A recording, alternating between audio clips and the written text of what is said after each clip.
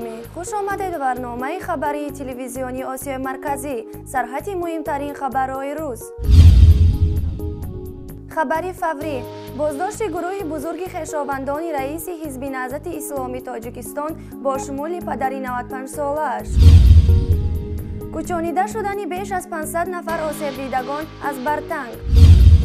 اولین مشورت دیپلماتی میان وزارت‌های خارجه تاجیکستان و ازبکستان. بازداشت جنگنده‌های تاجیک و ازبک در ننگرهار افغانستان.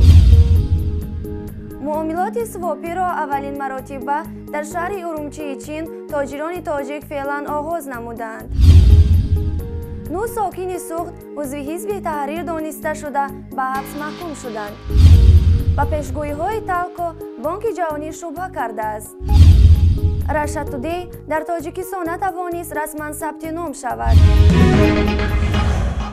صبح امروز ساعت 8 سحر بنا به منبع معتمد در ناحیه فیض‌آباد تاجیکستان فعلا همه برادران رئیس حزب ممنوع شده نهضت اسلامی تاجیکستان محیدین کبیری را با همسرانش و حتی خواهران این سیاستمدار را با شوهرانش بازداشت نمودند. کارمندان مقامات نظامی حتی پدر 95 ساله محیدین کبیری را بدون هیچ گونه توضیح سبب با خود بردند. روی خط پوره این گروه هنوز دسترس نیست، اما آنچه تا حال دسترس شده است عبارت است از کبیرو تیلو 95 ساله پدر رئیس حزب نهضت اسلامی تاجیکستان، کبیرو سفر 54 ساله برادر رئیس حزب نهضت اسلامی تاجیکستان، کبیرو سعیده 60 ساله خواهر بزرگ رئیس حزب نهضت اسلامی تاجیکستان، کبیرو الخانم 70 ساله عمه رئیس حزب نهضت اسلامی تاجیکستان که پسرش نرزولایف جمشید هم ماه قبل بازداشت شده بود، کبیر و دیلارم 40 ساله همسر برادر رئیس حزب نهضت اسلام، نرزولایف اسمت الله 74 ساله شوهر خواهر بزرگ رئیس حزب نهضت اسلامی تاجیکستان، نرزولایف دادالله 38 ساله جیان رئیس حزب نهضت اسلامی تاجیکستان. تا هنوز از مقام بادبشت و حال بازداشت شدگان خبری نیست. به زودی خبری بیشتر از این اقدام مقامات کشور نشر خواهد شد. آنچنان که از تاجیکستان از دهه قسمداره به ما خبر دادن، اطلاع دادن، 4 ساعت پیش تقریبا صبح امروز نیروهای امنیتی و پلیس به دهه ما آمده و تمام اهل اولاد ما را خانواده از جمله پدر بزرگ 95 ساله هم را، خواهر 70 ساله اش را و شوهر خواهرش را کبیر و لال نرزولایف و اسمت الله و پسرش نرزولایف دادالله را و اینچنین پدر من کبیرов سفر علی را که 54 سال سن دارد و همچنین کلین خانواده کبیرو و دیلارام را که مادر 8 فرزند است و 4-5 تا فرزند همه فرزندانش نابالغ است بازداشت کرده با خودشون بردن. در خانه تنها چند تا کودک مکتب خوان 4-5 ساله ماندند، یک دخترچه صنف 2 است. در خانه راستش همسایه با ما خبر دادن که چون اتفاق افتاده است، خبرها پراکنده است و کسی میدونه که شما ما در بلاکد اینفورماسیونی قرار داریم، کسی جرئت نمیکند که از طریق تلفن یا وایبر یا چیزهای دیگر در تماس شود. فقط اینو با ما گفتن که این افراد از خانواده شما مورد بازداشت قرار گرفتند و آنها رو با خودشون نیروهای امنیتی و پلیس بردند و برای چرا بازداشت کردند، برای چی بردند، کجا بردند، هیچ اطلاعی فعلا در دست ما نیست و من خواهش میکنم از خبرنگاران محترم، از تمام افرادی که به تفاوت نیستند پیگیری کنند و اگر اطلاعی پیدا کردند حتما با ما خبر دهند. سنه 11 تا 14 دکبر از وادی برتنگ ولایت مختار کوهستان بدخشان که از لرزه روز 7 دکبر از همه بیشتر ضرر دید، طریق چرخبال‌های وزارت مدافعه و شرکت تاجیک ایر بیش از 500 نفر آسیب دیدگان به مکانی بی‌خوف کوچانیده شدند.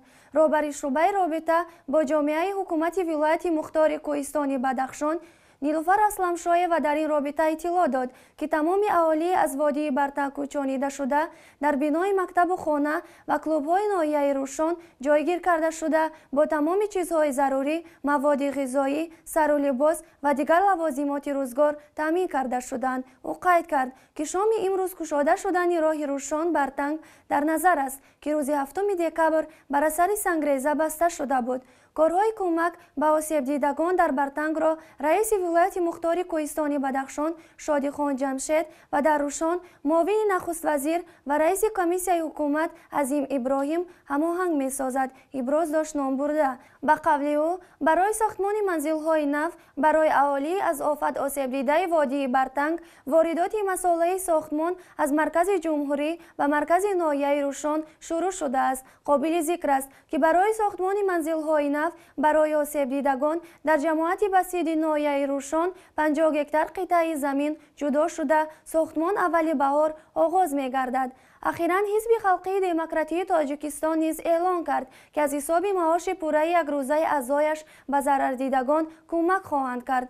این در حال است که چند روز پیش سر و صداهای در رسانه‌های اجتماعی بلند شد که در تاجیکستان بجز حزب ممنوع شده نهضت اسلامی تاجیکستان دیگر احزاب در کمک و دستگیری مردم فعال نبودند و نیستند. حزب نهضت اسلامی تاجیکستان بود که برای آسیب و ضرر دیدگان از سیل در کولاب، درشت و ظفرآباد و غنچی، بدخشان و دیگر موضع‌ها اولین شده دست کمک خود را دراز می‌کرد، ورزشکاران را تشویق و دستگیری می‌نمود. بعد ممنوع اعلان شدن حزب نهضت اسلامی تاجیکستان، فضای سیاسی خاموش و بینور، شکایت‌های مردمی و ورزشکاران از تنگدستی روز به روز افزون شده ایستاده است.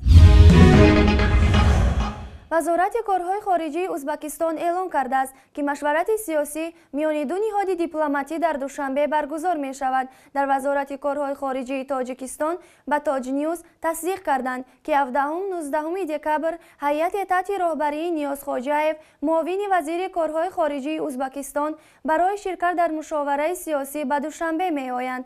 تاجیکستان را در این مشاوره پرویز دولتزاده معاون وزیر کارهای خارجی نمایندگی می کند. نخستین بار است که پس از چندین سال مناسبت سردی تاشکند و دوشنبه میان وزارت‌های کارهای خارجی مشورت سیاسی برگزار می شود. در نظر است که در آن بیشتر مسائل همکاری‌های دو جانبه و منطقوی را بررسی کنند. تابستان سال روان بعد 6 سال در تاشکند جلسه کمیسیه بین حکومتی در سطح معاونان اولی سروزیران دو کشور برگزار شد. گرچه میان دو کشور سند به امضا نرسید، اما برگزاری این نشست قدمی مثبت بهاگذاری شد. میان تاجیکستان و ازبکستان از 22 اکتبر سال 1992 روابط دیپلماتی برا مانده شده است. میان دو کشور سازشنامه درباره دوستی ابدی به امضا رسیده است که تنظیم کننده اصلی مناسبت به حساب می رود، اما در عمل این سندها طی چند سال است که روی کاغذ مانده بودند.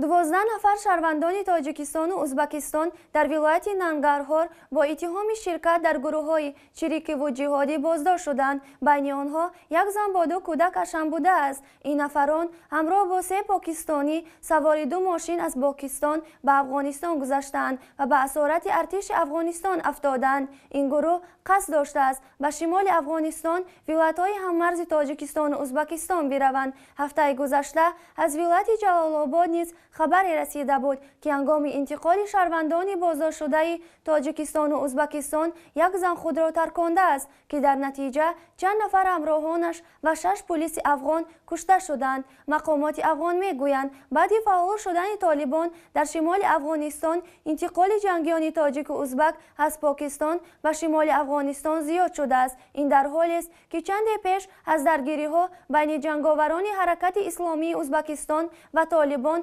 خبرها پخش شده بودند. طالبان عکسی را نشر کرده و آن را به عثمان غازی سردار حرکت اسلامی ازبکستان نسبت داده بودند که گویا بعد شکستش می‌خواسته است فرار کند. گروهی از حرکت اسلامی ازبکستان با سرداری عثمان غازی 7 ماه قبل از بیعتش با خلیفه دولتی اسلامی خبر داده بود. گفته میشد بین جنگاوران حرکت اسلامی ازبکستان در مورد بیعت اختلاف برخاسته و آنها به 3 گروه تقسیم شدند. اخیراً طالبان از تارومار پره این گروه در ولایت زابل خبر دادند که به اطلاع طالبان 10 نفر آنها کشته شدند.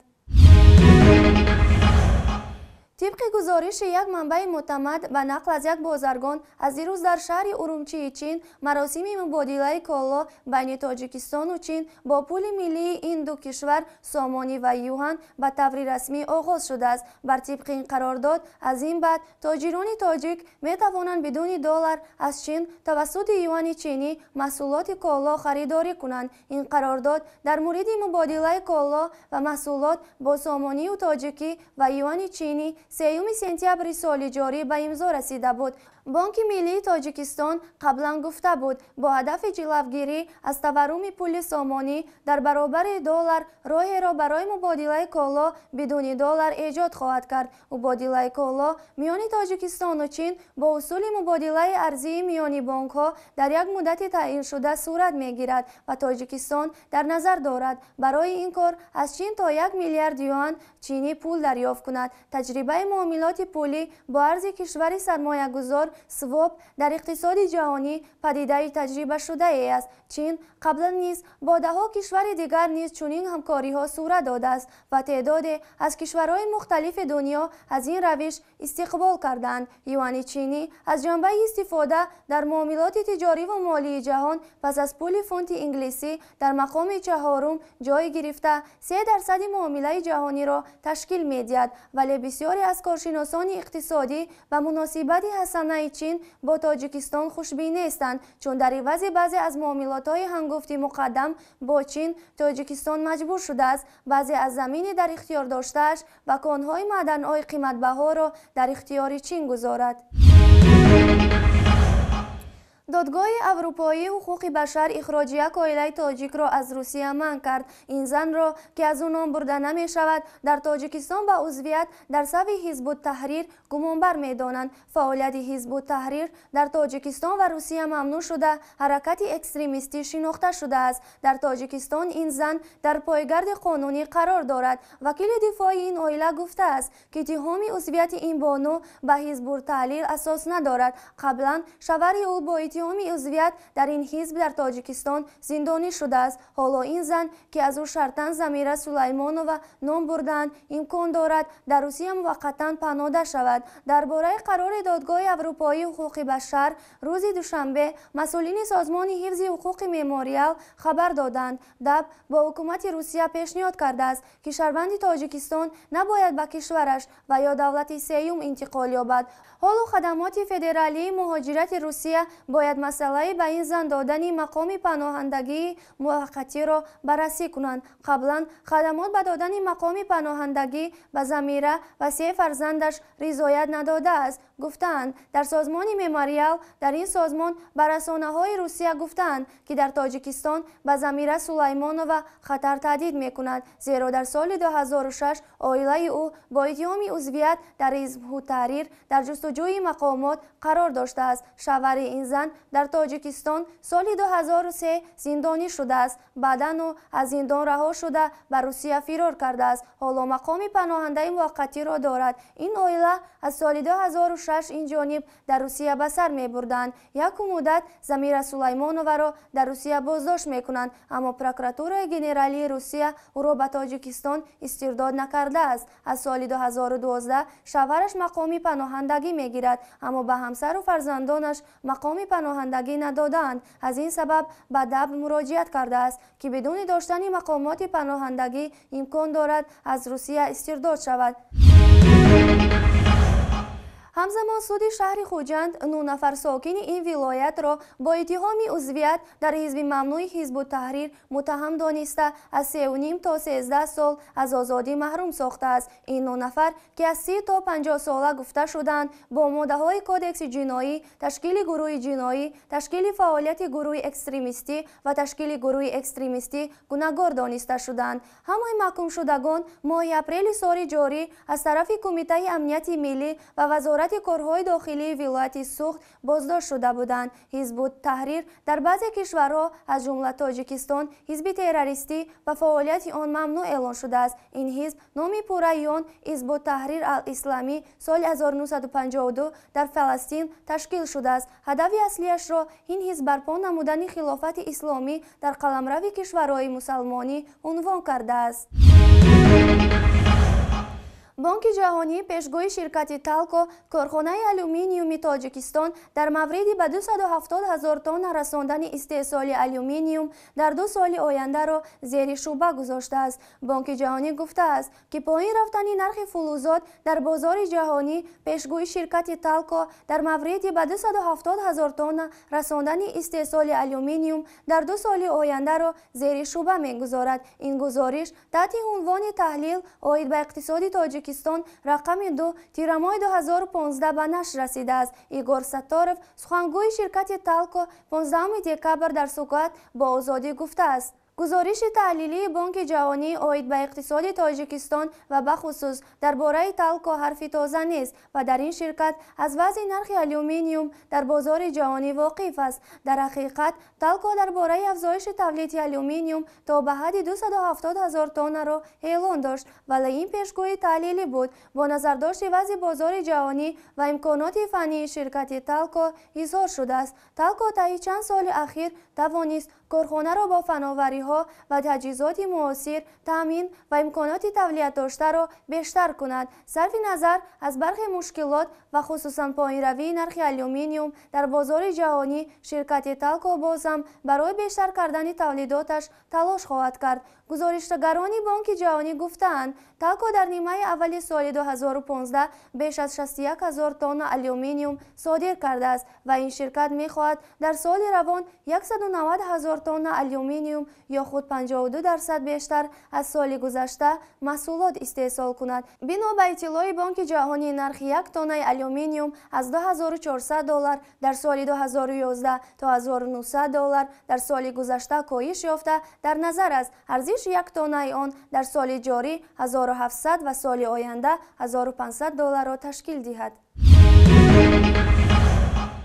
راشا تودی بزرگترین آژانسی اطلاعاتی روسیه که 1 سال قبل به تاجیکستان آمده بود روز 14 دکبر یک گروه بزرگی کارمندانش را در دوشنبه جواب داده است. شرح رسمی این تصمیم راشا تودی که از آن فرزند معنوی ولادیمیر پوتین رئیس جمهوری روسیه نیز نام برده می شود تاکنون اعلان نشده است، اما یک منبع نزدیک به نمایندگی راشا تودی در تاجیکستان گفت که تاکنون برای کار در این رسانه روسی 15 نفر جلب شده بودند و 10 نفر آنها تا آخر ماه دکبر جای کارشان را از دست خواهند داد. به اطلاع منبع همگی 5 نفر برای ادامه کار در دوشنبه باقی ماندند. یک تحلیلگر طرفدار روسیه مطبوعات تاجیکستان را اکثرا ضد روسیه به قلم داده نوشته است که رسانه‌های تاجیکستان به فایده دشمنان و رقیبان روسیه در این قلمرو خدمت می‌کنند، ولی این کار در حال صورت می‌گیرد که مسکو به دلیل تحریم‌های غرب پایان‌روی به شدت قرب روبل روسی نبردش با جنگجویان گروه دولت اسلامی و رابطه زیر سایه افتاده‌اش با ترکیه روزهای سخت را پس سر می‌کند. افراد آگاه نیز می‌گویند احتمال مشکلات اقتصادی دست مسکو را برای اجرای این طرح 1 سال پیش به تاجیکستان آورده‌اش کوتاه کرده است. راشا تودی 1 سال پیش نمایندگیش در تاجیکستان را باز کرد، اما به دلیل ثبت نام نشدنش در وزارت کارهای خارجی تاجیکستان نتوانست رسما کارش را پیش برد و فانیت بیکوف کارمندان مسئول ریاست اطلاعات، مطبوعات، تحلیل و تحریزی سیاست خارجی وکخ 15 دکبر در صحبت با آزادی گفت مسئله ثبت نام راشا تودی در دست بررسی است و هنوز نهایی نشده است. بینندگان گرامی، این بود چند خبرهای مهم روز که برایتان پیشکش نمودیم. سعادتمند و پیروز باشید. خدا حافظ.